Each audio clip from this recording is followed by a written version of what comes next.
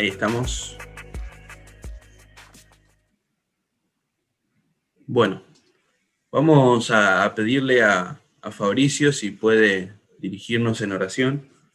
Y vamos a orar por este estudio que estamos ya casi terminando, y vamos a orar también por el trabajo de Moni, que nos estuvo pidiendo que oremos.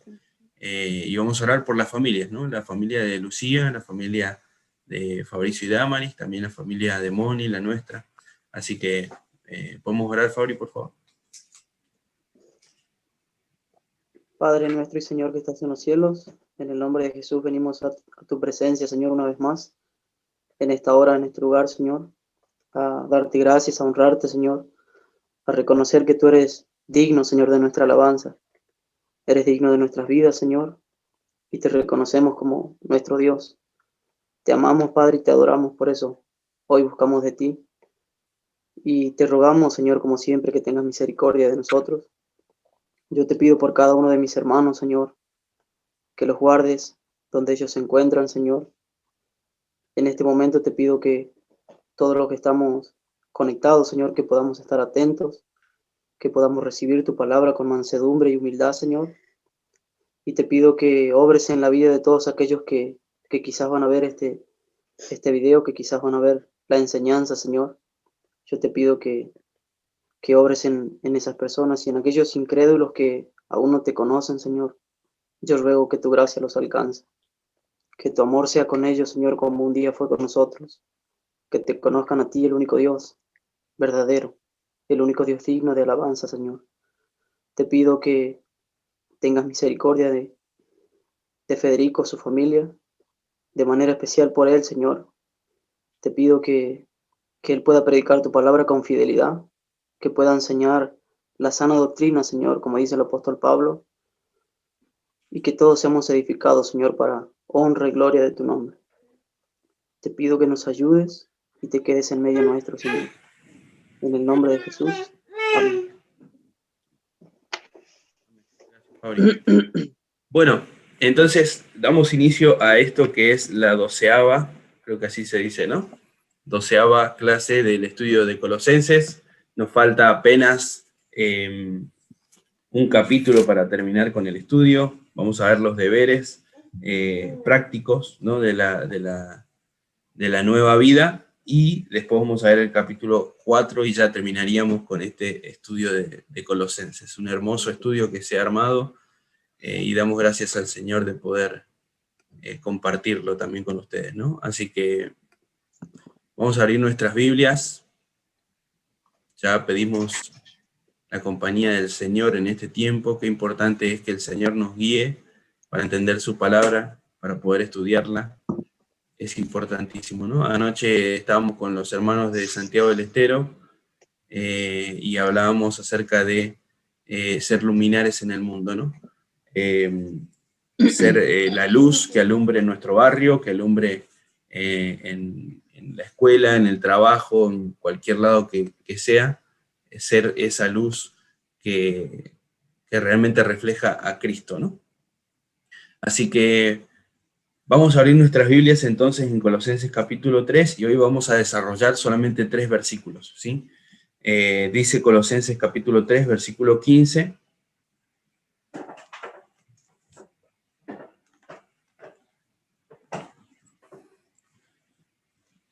Dice, y la paz de Dios gobierne en vuestros corazones, a la que asimismo fuisteis llamados, en un solo cuerpo, y sed agradecidos. Y la palabra de Cristo mora en abundancia en vosotros, enseñándoos y exhortándoos unos a otros en toda sabiduría, cantando con gracia en vuestros corazones al Señor con salmos e himnos y cánticos espirituales. Y todo lo que hacéis, sea de palabra o de hecho, hacedlo todo en el nombre del Señor Jesús, dando gracias a Dios Padre por medio de él. Entonces estábamos viendo la carta a los Colosenses en este capítulo 3, finalizando este párrafo, ¿no? Pablo había hablado anteriormente de las evidencias de nuestro llamamiento y de las características de nuestro llamamiento, ¿no? Hoy habla, y hoy queremos hablar de las tareas que debemos cumplir de la nueva vida. las tareas a cumplir, ¿sí? Ahí lo tienen en pantalla, la van a poder ver también. Hay cosas que debemos hacer, hay actividades o tareas que debemos completar. Y la primera de ellas es buscar la paz de Dios. Como nuevos creyentes debemos buscar la paz de Dios. Dice el versículo 15, y la paz de Dios gobierne en vuestros corazones, a la que asimismo fuisteis llamados en un solo cuerpo, y sed agradecidos. La paz de Dios debe gobernar nuestros corazones. La paz de Dios debe gobernar en nuestros corazones. La paz de Dios gobernando en nuestros corazones es el llamado de Dios a la salvación en primer lugar, ¿sí? ¿Quién es salvo aquí? Aquel que ha sido salvo a través de la fe en el Señor Jesús, tiene esa paz en un principio. Pero también la paz de Dios es una actitud de reposo o de seguridad en Dios, o sea, en Cristo también. No la paz solamente terrenal, sino una paz eterna que tenemos en Cristo Jesús. Te vuelvo a repetir, la paz que debemos buscar no es una paz terrenal, no es de estar tranquilo aquí en la tierra, ¿no? Sino es una actitud de reposo y de seguridad, te repito, no en los bienes materiales, no en la familia, no en el éxito, no en el estudio, no en el trabajo, sino una paz en Cristo, un reposo y una seguridad en Cristo. Y esto lo vamos a ver en Romanos capítulo 5. Romanos capítulo 5, versículo 1. Vamos ahí en nuestras Biblias. Prepárate porque vamos a ojear bastante la Biblia, así que... Dice el versículo 1, justificados pues por la fe, tenemos paz para con Dios por medio de nuestro Señor Jesucristo, por quien también tenemos entrada por la fe a esta gracia en la cual estamos firmes y nos gloriamos en la esperanza de la gloria de Dios. Justificados pues por la fe tenemos paz para con Dios. ¿Sabes qué significa que tenemos paz? Que antes éramos enemigos, antes no había paz, antes había guerra, ¿no? Y antes... en nuestra condición anterior, muertos en nuestros delitos y pecados, o sea, antes de conocer al Señor Jesús, no teníamos este tipo de paz. No podíamos tenerlo, porque esta paz es producto de la justificación por la fe, ¿no? ¿Y por qué dice que es producto de la justificación por la fe y no por las obras? Porque la paz viene solamente por la fe. Si fuera por obras, en vano sería que murió el Señor Jesús, ¿no? Ahora, esto indica que no es necesario ningún esfuerzo propio que nos haga disfrutar de esa paz. Y no es mérito nuestro, sino que es mérito del Señor.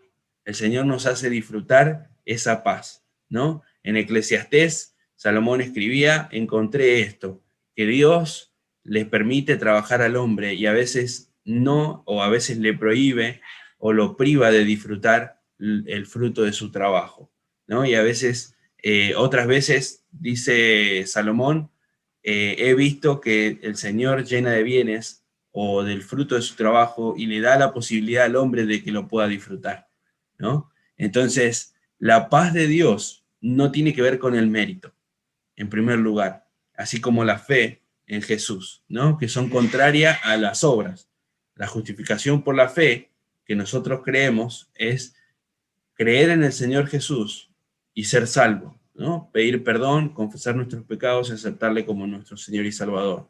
Y la justificación por las obras es mientras más haga, más cerca voy a estar de la salvación, ¿no? Eso es lo que la gente piensa, que por hacer buenas obras, el Señor va a justificarlos. O sea, va a decirle, bueno, te perdonamos, te perdono por tus pecados, por las obras que hiciste. Esa es la justificación por obras. Que hay muchas, quizá doctrinas, o incluso la Iglesia Católica cree eso, ¿no? Que a través de las obras o de las promesas que hayan tenido con los santos o con algún compromiso que tenga que ver con un esfuerzo físico, mirá la caminata a la Virgen, por ejemplo, ellos deben sufrir, digamos, para alcanzar la salvación o para alcanzar el favor de Dios. No es nada más opuesto a lo que la Biblia realmente dice. La Biblia dice que no es por mérito.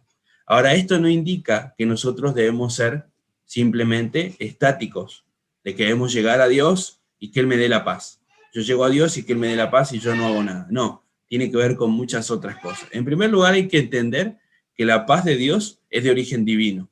No la originamos nosotros, no sale de nuestro trabajo, no sale de ningún lado o de ninguna cosa material, ¿no? La paz proviene de Dios. Mira lo que dice en Filipenses capítulo 4, versículo 7. Filipenses 4, 7.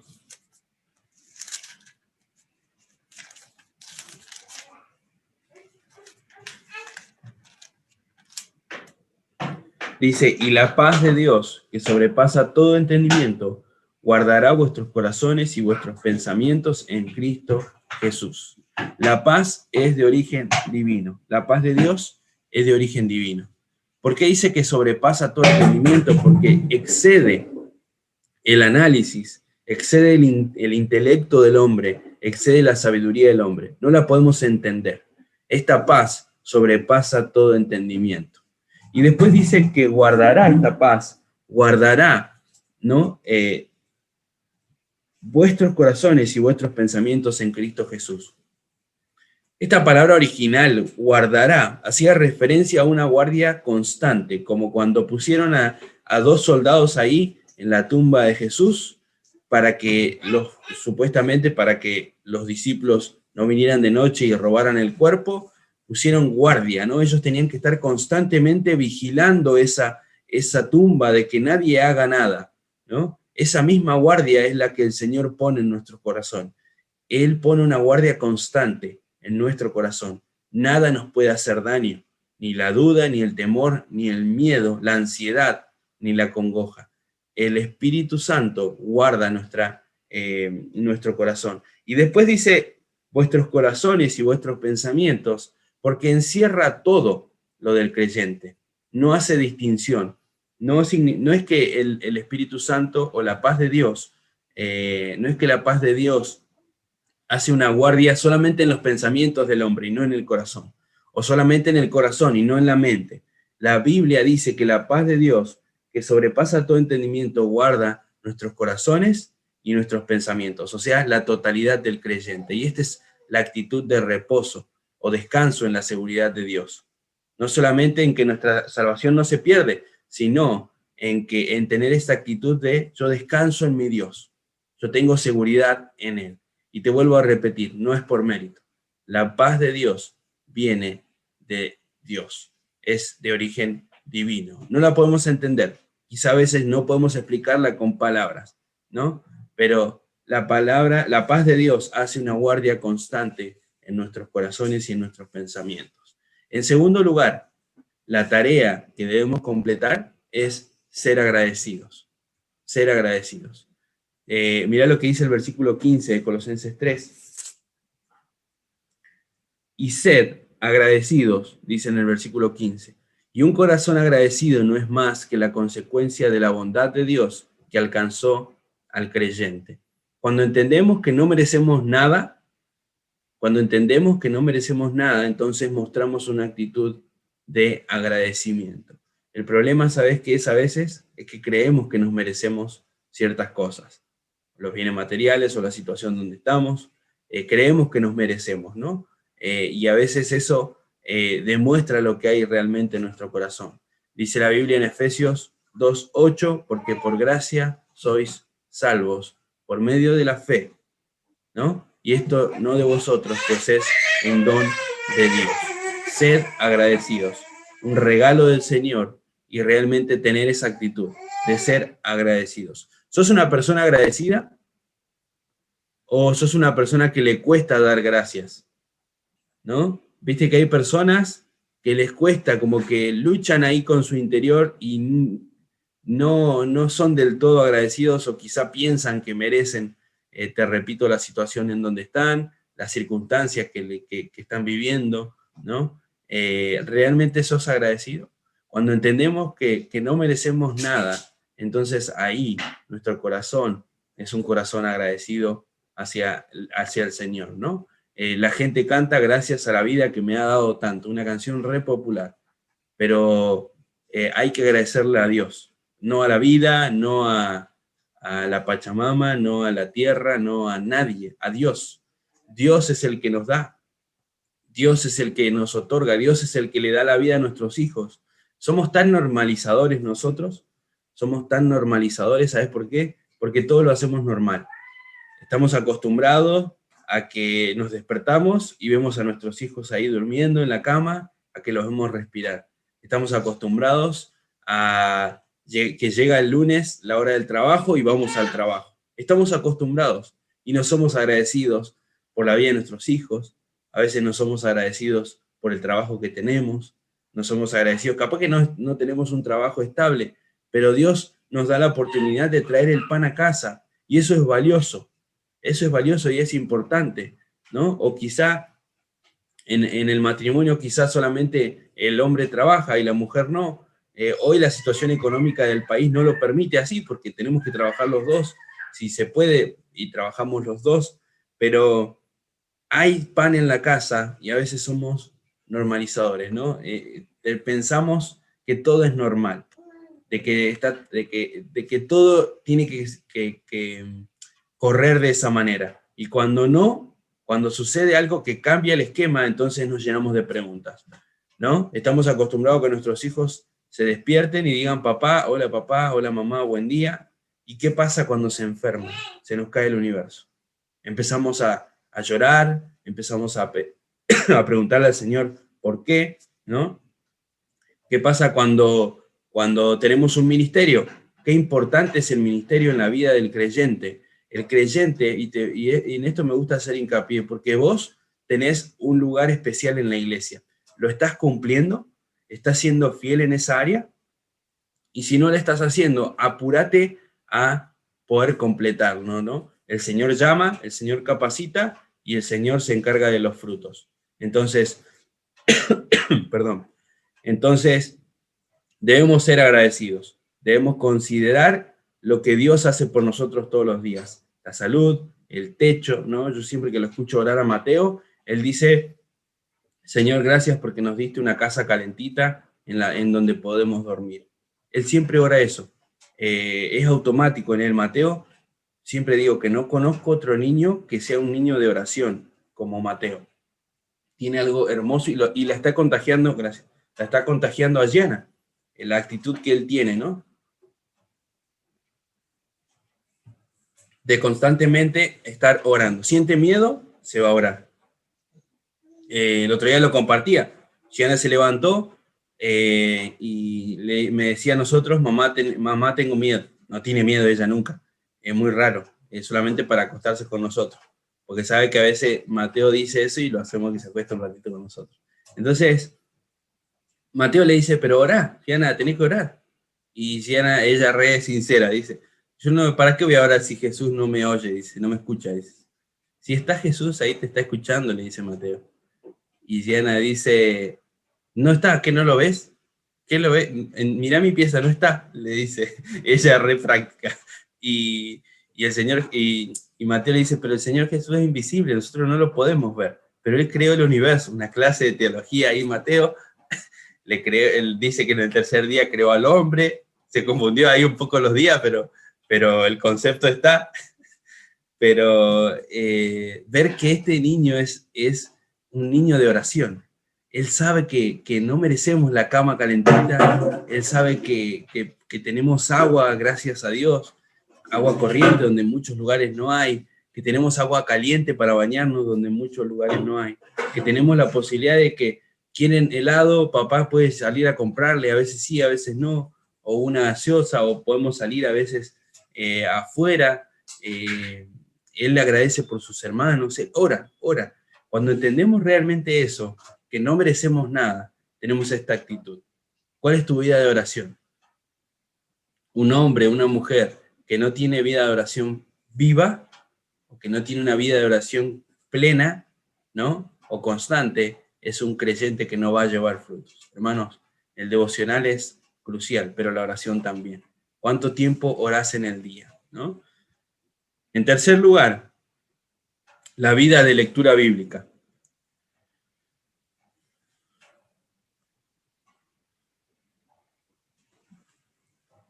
Y esto es fundamental en la vida del creyente, la vida de lectura bíblica. Si no tenemos una vida de lectura bíblica, entonces vamos a morir, tarde o temprano. Esta semana escuchaba el chiste de Leito Quepai, que todos los viernes sube un chiste y una meditación. Estuvo muy bueno, porque hablaba de los cristianos bonsai, que lo compartí ahí en el grupo. El cristiano bonsai y el cristiano palmera. El cristiano bonsai es aquel que necesita mucho cuidado, ¿viste el arbolito? Crece para todos lados así medio torcido y necesita cuidado, necesita que alguien lo esté ahí manteniendo. Y el bonsai también dice que no echa raíces en lo profundo, solamente superficial. Y a veces hay cristianos que son así, ¿no? ¿Qué tipo de cristianos somos nosotros? ¿Somos el cristiano bonsai que echa raíces en la tierra superficialmente y cuando viene el viento lo arranca? ¿O somos el cristiano palmera que la palmera se puede doblar pero no se suelta del suelo porque tiene raíces profundas? Y debemos ser ese tipo de creyentes. No tiene nada que ver con el tamaño, el bonsai y la palmera, sino con las raíces. ¿Dónde estamos nosotros plantados? ¿Estamos realmente plantados en la roca? Y déjame decirte que si no tenés una vida de estudio bíblico, hermano, tu fe se va a enfriar y después vas a decir, ¿por qué me aparté? Después vas a decir, ¿por qué estoy pensando de esta manera si yo antes no pensaba así? Bueno, ¿sabes por qué? Porque te enfriaste en tu vida de lectura bíblica. Es fundamental. Anoche pensaba, el verdadero líder debe poner las herramientas a las ovejas que dirijan a las ovejas al buen pastor. Y el buen pastor, dice la Biblia, que las ovejas oyen su voz y la siguen, ¿no? Ahora, pongamos todas las herramientas sobre la mesa, todo lo que tenemos, lectura bíblica, oración, reuniones, discipulado, material de estudio del libro Colosenses, material de estudio de bautismo, y como cristianos déjenme decirles que todos nosotros debemos tomar esas herramientas y nutrirnos para poder continuar en la vida cristiana. Pero si ya han pasado años de que has conocido al Señor Jesús como tu Señor y Salvador y no ha habido cambios en tu vida, entonces hay algo que hay que revisar. Entonces es fundamental, hermanos, que tengamos una correcta vida de lectura bíblica. Debe haber lectura bíblica. No puede pasar el día donde estamos sin leer la Biblia. Porque el celular lo agarramos, ¿no? En el celular estamos conectados, ¿no? En el Facebook estamos conectados. En Instagram estamos conectados. En WhatsApp estamos ahí, poniendo estados, a veces quizá de versículos incluso. Pero debe haber una vida de lectura bíblica personal. La palabra se refiere a las Sagradas Escrituras, cuando dice en el versículo 16, la palabra de Cristo mora en abundancia en vosotros. ¿Ves? Y more es la palabra vivir, habitar. Debe habitar, no debe ser un hotel, nuestra vida, el hotel de la Biblia, ¿no? Que la leo los domingos cuando me congrego, o la leo los fines de semana, o la leo cuando se le ocurre a mi esposa, o cuando se le ocurre a mi esposo, o cuando mis hijos se están portando mal, bueno, vamos a leer la Biblia a ver si cambian de actitud. Debemos tener una vida de lectura. Debe haber una vida de lectura. Una vida de lectura. Y esto tiene que ver con no usarla a nuestro beneficio, sino que realmente la Biblia viva en nosotros, que sea la morada, que viva en nosotros. Y en abundancia, en abundancia. Por ejemplo, este tiempo, solamente 2 personas han presentado la memorización bíblica, o 3, no me acuerdo. Somos 10 alumnos en el estudio de Colosenses, solamente 3 han completado. Y la idea de la memorización es que la palabra de Dios habite en nosotros. ¿Cómo la hacemos habitar en nosotros? Estudiándola, leyéndola, memorizándola, escudriñándola, ¿no? Y aplicándola. Debemos tener una vida de lectura bíblica, ¿no? Ahora, ¿por qué en abundancia? Porque tiene que rebalsar en nosotros. ¿Cuántas de nuestras palabras son bíblicas? ¿Cuántas de nuestras palabras son bíblicas? Entonces, debe haber en nosotros una actitud de permitirle a la Biblia que viva en nosotros. Ahora, cuando nosotros permitimos que la Biblia viva en nosotros, esto hace que la Biblia controle mis pensamientos, controle mis palabras y controle mis acciones. Dice el Salmo 119:11, vamos a leer ahí.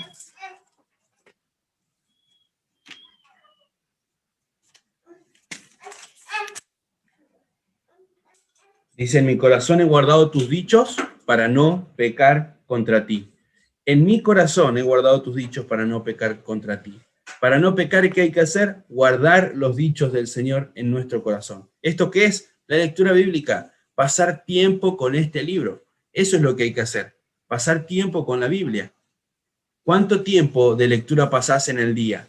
Hacete un autoexamen ahí. ¿Cuánto tiempo pasás de lectura bíblica en el día? ¿No? Filipenses capítulo 2. Vamos a ir al Nuevo Testamento otra vez, antes de Colosenses. Filipenses 2:16. Dice, asidos de la palabra de vida, para que en el día de Cristo yo pueda gloriarme que no he corrido en vano, ni en vano he trabajado. Asidos. O sea, apropiarnos de la palabra de Dios, apropiarnos de la palabra y realmente decir, esta promesa es para mí y esta corrección es para mí, ¿no? Realmente hacerla propia y compartirla hacia los demás. Y segundo de Timoteo, capítulo 2, versículo 15, dice, procura con diligencia presentarte a Dios aprobado como obrero que no tiene de qué avergonzarse, que usa bien la palabra de verdad. Lo leemos otra vez. Procura con diligencia, atentamente, presentarte a Dios aprobado. ¿Qué pasa si el Señor hoy pide nuestra vida? ¿Qué pasa si esta noche ya te acostás y morís? ¿Qué pasa si dejás este mundo? ¿Has completado todo lo que el Señor puso para vos o lo has postergado? Cuando tenés que presentarte delante de Dios, ¿estarías aprobado o desaprobado? Mirá que acá no es como en la escuela que ponen, ¿cómo es, Jessy? La nueva sigla. No, promoción, ¿qué es? Promoción acompañada, no sirve eso en el cielo, ¿eh? Esa es la nueva no acredita de la actualidad. Eso no existe en el cielo. O somos aprobados o estamos desaprobados. No vas a perder la salvación, pero vas a privarte de llevarle regalos, ofrendas al Señor el día que nos presentemos delante de Él. Si Dios pide tu vida hoy, ¿cuál es tu calificación? ¿Estás aprobado o desaprobado? Qué difícil pregunta, ¿no? Eso es personal. Ahora, dice la Biblia que como obrero que no tiene de qué avergonzarse, que usa bien la palabra de verdad. Y esta palabra, esta expresión que usa bien, se refiere a exactitud y se compara como ciertos oficios, ¿no? Como la carpintería, la plomería, ahí tenemos a Fabricio que sabe de estas cosas, la albañilería, la artesanía, todo tiene que ver con exactitud, con precisión. Cuando la pared está a plomo, por ejemplo, de repente te das cuenta cuando revocan y tienen que corregir. Me acuerdo cuando hicimos nuestra casa, la base, que la había hecho otro albañil, y después llegó el definitivo, y tuvo que poner en áreas, tuvo que poner así de revoque y en otras así. O sea, estaba mal y tenía que corregir con eso. Después corrigió también para la losa, con el encadenado, ¿no? Con la viga de arriba para la losa, corrigió la altura de las paredes, el nivel. Entonces, el verdadero obrero, aquel que realmente es obrero de ley, ¿no? Es el que usa bien la palabra de verdad. El verdadero albañil es el que trabaja con exactitud, el que le gusta lo preciso. En mi trabajo también, como técnico, me gusta lo preciso, me gusta que queden bien las cosas. Me lleva más tiempo a veces, pero me encanta que queden bien. Ahora, la palabra esa, usar bien, se refiere a ser exacto con la palabra de Dios y no utilizarla para nuestro beneficio. Y sabes que a veces usamos la palabra de Dios para nuestro beneficio, para corregir a la esposa. No, pero mirá lo que dice acá, lo que dice acerca de la esposa, ¿no? Y la esposa, no, pero mirá lo que dice acá de los maridos. No, eso no sirve. Eso así no funciona. Así no funciona. El esposo debe decir, el marido debe hacer esto, la Biblia me enseña esto, y yo debo hacer esto. Y la esposa debe decir, la Biblia habla de esto, y yo debo cambiar esto. Cada uno debe mirar por lo propio y buscar el crecimiento personal a través de la lectura bíblica. Entonces, usar bien se refiere a la exactitud de estos oficios, a ser precisos, a ser exactos. Ahora, Pablo hace esta comparación para que aprendamos que debemos interpretar correctamente las Sagradas Escrituras. Correctamente debemos interpretarlas y no usarlas para nuestro beneficio. No usarlas para hacer daño a los demás, no usarlas para corregir a los demás a gusto nuestro, sino más bien para poder ser de bendición a los demás, ¿no? Y en último lugar, vamos a dejar los otros 2 puntos para la clase que viene, para que no se haga muy extenso, pero quiero hablarte de un tema fundamental que tiene que ver la exhortación y la enseñanza. Volvamos a Colosenses capítulo 3.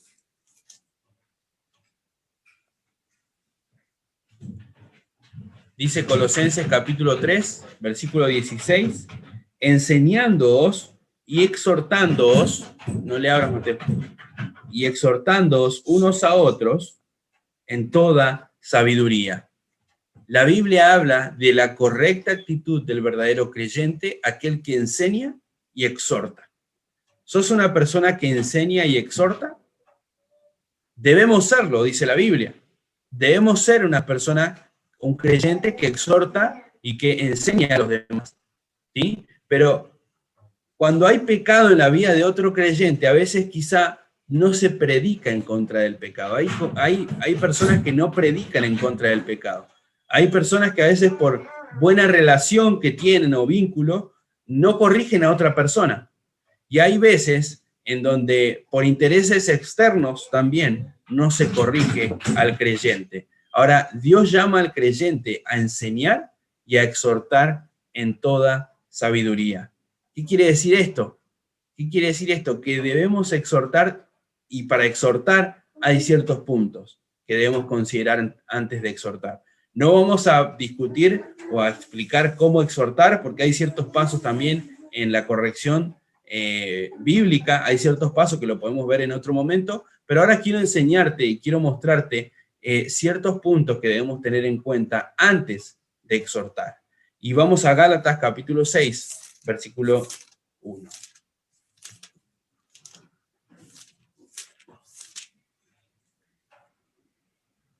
Dice Gálatas 6:1, hermanos, si alguno fuere sorprendido en alguna falta, vosotros que sois espirituales, restauradle con espíritu de mansedumbre, considerándote a ti mismo, no sea que tú también seas tentado.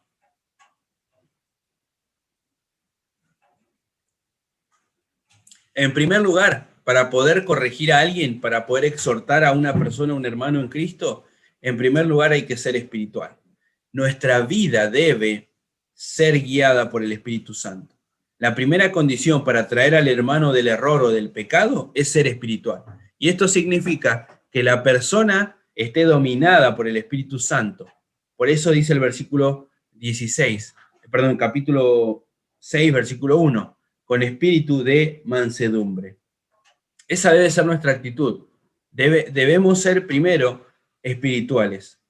Antes de corregir a alguien debemos ser espirituales. Debemos tener una vida de lectura diaria, debemos tener una vida de oración, debemos congregarnos. Eso es ser espiritual. Hay frutos del espíritu que ya lo vamos a ver al final con las evidencias, ¿no? Pero eso debe reinar en nosotros.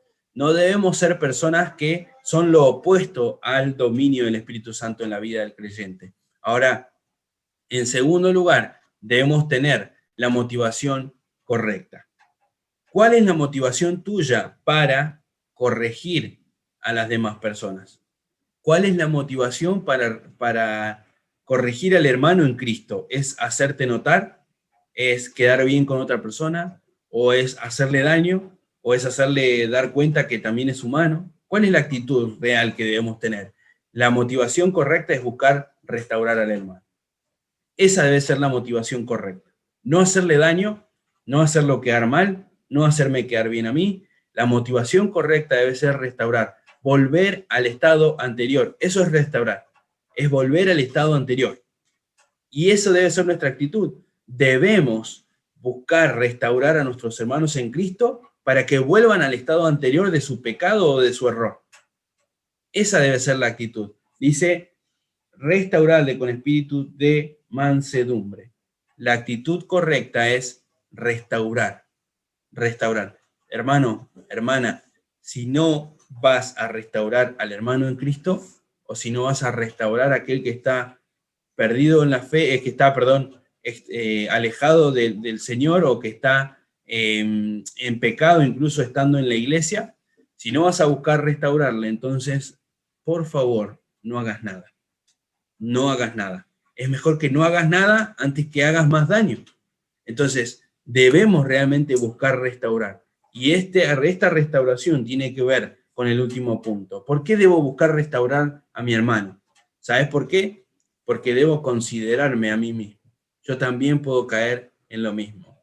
A mí me pasó en un momento donde estuve alejado del Señor y la gente con la que compartí muchos años no me saludaba, me dio vuelta la cara. Y es difícil hoy, digamos, vivir con todo ese tipo de cosas en gente donde hoy la gente se enfría con esto de la pandemia. El hermano que estaba un poco tambaleando se terminó de enfriar con esto de la pandemia, pero nuestra actitud debe ser otra. Debemos amarlos en el Señor y debemos buscarles, debemos orar por ellos, demostrarles el amor también, porque ellos son igual de importantes que nosotros, son igual de valiosos que nosotros, ¿no? Porque todos hemos sido pagados por el mismo precio, el precio de sangre del Señor Jesús. Ahora, debemos considerarnos a nosotros mismos. Quizás yo pueda estar en esa situación. Eso es lo que debes considerar. Quizás yo pueda estar ahí en esa situación. Qué feo sería que me den vuelta la cara, o que no me saluden, o que me traten como pecador. Todos somos pecadores. Entonces, la actitud real del creyente correcto es: yo puedo pasar por eso. Voy a buscarle, voy a amarle, voy a traerle al Señor. Voy a orar por él. ¿Cuánto tiempo estás orando por esa persona? Seguramente tenés en mente algún nombre. Alguien, acá en tu mente tenés a alguien. ¿Estás orando por aquella persona? ¿Cuánto tiempo pasás en oración? Entonces, realmente debemos tener la actitud correcta. Y es necesario la empatía con los hermanos. No por un egoísmo, ¿no? Sino que cada uno pelea batallas diferentes. Vos peleas batallas que yo quizás no las entienda, pero yo peleo batallas que quizás vos no las entiendas. Debe haber empatía, debemos realmente ser conscientes de que cada uno lucha batallas diferentes. Y cada uno viene de contextos diferentes. Cada uno viene de situaciones que arrastra, ¿no?, diferentes a los demás. Todos tenemos debilidades. Y el versículo 2, para terminar, de Gálatas, dice: sobrellevad los unos las cargas de los otros y cumplid así la ley de Cristo. Debemos sobrellevar las cargas de los demás. Sobrellevar las cargas de los demás. Realmente esta debe ser nuestra actitud ante la corrección y la exhortación. Debemos llevar la carga de nuestros hermanos. ¿Sabes las luchas que está pasando tu hermano? ¿Sabes las luchas que está pasando aquel que se alejó? Que por alejarse no pierde la salvación. Ojalá en algún momento pueda volver. Pero la Biblia dice que aquellos que son ovejas realmente del Señor, el Señor los vuelve a traer tarde o temprano. Entonces, busquemos la edificación con amor. Busquemos la corrección con espíritu de mansedumbre. Y en primer lugar, seamos espirituales. Realmente debemos ser espirituales. Si no somos espirituales, no hagamos nada. Quedémonos ahí quietos, sin hacer nada. Invirtamos oración para que el Señor nos ayude también a nosotros, pero no busques corregir a alguien si no sos espiritual. Debe haber una vida de espiritualidad en nosotros. Esto quiere decir que el Espíritu Santo gobierne nuestros pensamientos, nuestros corazones, nuestras palabras. Así que vamos a dejar para el próximo domingo la llenura del Espíritu Santo, la morada del Espíritu Santo, el bautismo del Espíritu Santo, las evidencias de esto y la alabanza a Dios en público y en privado, y la glorificación a Dios como últimos puntos de este párrafo de Colosenses capítulo 3. Así que espero que les haya sido de bendición en el día de hoy. Vamos a hacer una oración y vamos a finalizar con la lectura hasta el día de hoy. Recuerden que hemos hablado entonces de las tareas que debemos completar. Buscar la paz de Dios, esta paz que es una actitud de reposo en el Señor y no en lo terrenal. Y también sed agradecidos. Esto tiene que ver con una actitud realmente del corazón. Y si no soy agradecido, soy orgulloso. Por eso tiene que ver el agradecimiento, tiene que ver con la humildad, ¿no? Cuando entendemos que no merecemos nada, entonces nuestro corazón muestra una actitud de agradecimiento. En tercer lugar, una vida de lectura diaria. Hacé tu devocional, lee la Biblia. Ahora estamos haciendo la lectura bíblica diaria. Conectate, o si no te puedes conectar en ese momento, prepara el mate en el horario del mate y decir, bueno, vamos a leer la Biblia en ese día, sentate. No es lo mismo escuchar el video que sentarse con la Biblia, preparar el mate y seguir la lectura con los ojos. Eso es buenísimo y es recontraedificante, nos ayuda mucho. Ahora, debemos tener una vida de lectura bíblica, personal, matrimonial y familiar, en 3 áreas, ¿no? Y es difícil con los horarios que tiene cada uno, pero es fundamental. Y en cuarto lugar, lo último que hemos visto el día de hoy, exhortarnos y enseñarnos, unos a otros con toda sabiduría. ¿Te falta sabiduría? Si a alguno le falta sabiduría, dice Santiago, pídala a Dios, el cual da abundantemente y sin reproche, y le será dada. ¿Te falta sabiduría? Señor, no sé qué hacer con mi hijo, no sé qué hacer, por qué tiene esta actitud, no sé qué hacer con mi esposa, no sé qué hacer conmigo. ¿Te falta sabiduría? Pedila a Dios y el Señor te la va a dar. Pedila al Señor y el Señor te da, y te da abundantemente y sin reproche. Debemos ser espiritual, debemos tener la motivación correcta y debemos considerarnos a nosotros mismos. Amén. Vamos a orar, cerramos nuestros ojos.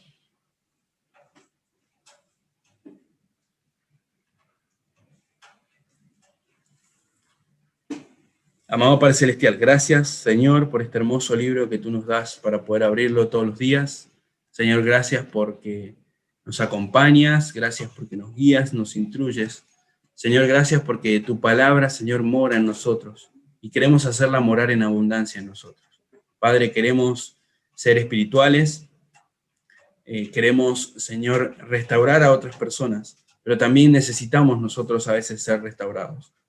Padre, ser traídos del error y ser vueltos a poner, Señor, en el mismo lugar anterior.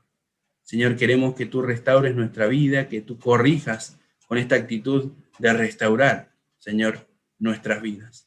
Padre, sabemos que a veces hay cosas que son difíciles de recuperar o situaciones que son difíciles, pero sabemos que en ti, Señor, hay perdón, hay amor y hay restauración. Oramos para ser agradecidos, Señor. Tener esta actitud de agradecimiento, Señor, a todo lo que tú nos das.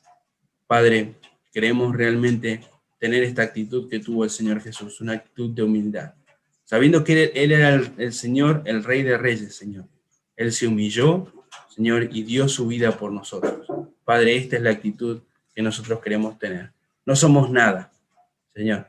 Antes vivíamos muertos en nuestros delitos y pecados.